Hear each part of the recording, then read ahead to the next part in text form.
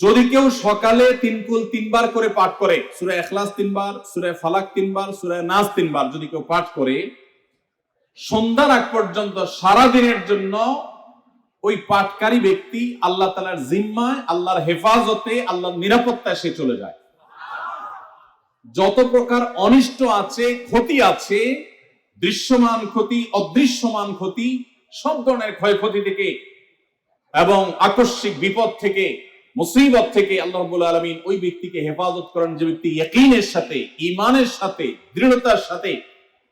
আল্লাহ তাআলার কাছে প্রার্থনা করে এই সূরাটা সকালে 3 বার পাঠ করে। একইভাবে যে ব্যক্তি সন্ধ্যায় পাঠ করে,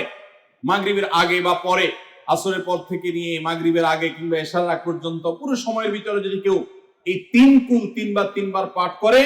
তো সারা রাত জুড়ে ওই ব্যক্তি, এই পাঠকারী ব্যক্তি আল্লাহ রাব্বুল আলামিনের নিরাপত্তায় প্রবেশ করে যায়।